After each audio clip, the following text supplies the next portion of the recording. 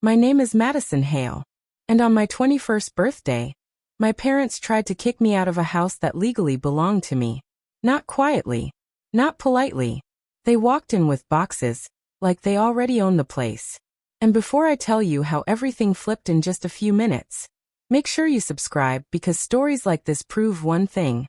The people who underestimate you usually regret it the most. That morning had started perfectly. Just me and my grandmother, sitting in the living room of a glass-front mansion overlooking the ocean.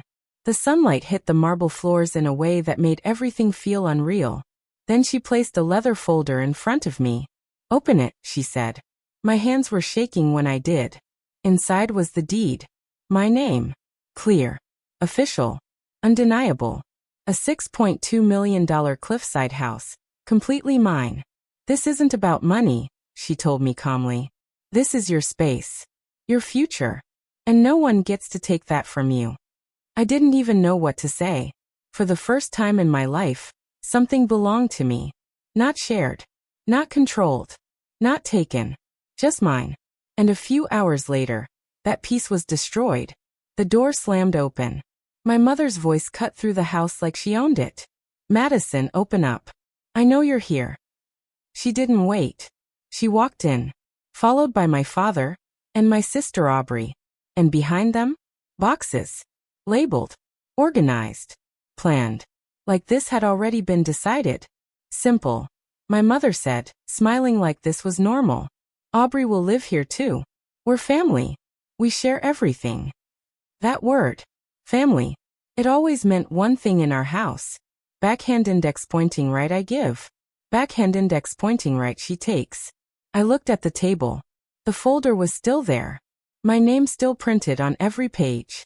"This is my house," I said. Not loudly, but clearly. My father stepped forward immediately. "You're still a student. You can't handle a place like this. Aubrey needs it more." Of course she did. She always did. Aubrey. Trip. Family helps each other. They said back then too. I paid my own way. Worked. Struggled. And survived. Without them. And now, they were here again. Trying to take something else. "No," I said. This time louder. Clearer. Stronger. "Aubrey is not living here." The slap came fast. Sharp. Humiliating. But not surprising. Because this is how they always handled resistance. Control. Force. Silence. "You ungrateful girl," my mother snapped. "We raised you." "No," I said quietly. "You didn't." And that's when everything changed. Because a new voice entered the room. Calm. Slow. Dangerous. "That's enough." My grandmother stepped in. She had been there the entire time. Watching. Listening. Waiting. The entire room froze. "You forced your way into her home," she said calmly. "You threatened her, and you struck her." My father tried to interrupt. "This is a family matter." "No," she cut him off. "This is trespassing. Intimidation. And assault." The words landed harder than anything else. Because this wasn't emotional anymore. This was legal. Real. Serious. My mother tried to recover. "We're just thinking about Madison." For her sake. I interrupted. "You brought boxes. You hit me. You tried to take my house." My grandmother smiled slightly. Not kindly. Precisely.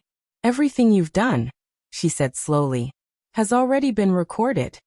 Silence. A remote lifted in her hand. She pointed toward a painting on the wall. "Hidden camera," she said. "Every word. Every action." The color drained from their faces. And then came the final blow. "I've already contacted my lawyer," she continued. "And the police." That's when panic truly began. Not anger. Not denial. Fear. Real fear. Minutes later. Sirens. Loud. Unavoidable. Flashing lights filled the glass walls. My father tried one last time. "This is unnecessary. We'll leave." Too late. The doorbell rang. The police were already there. And for the first time in my life, I had a choice. "Do you want to press charges?" the officer asked. I looked at them. The same people who had taken everything from me again and again. And I realized something simple. If I stayed silent now, nothing would ever change. Yes, I said. And that single word ended everything. They were taken out in silence. No shouting. No dignity. Just consequences. Weeks later, everything fell apart for them. Reputation gone.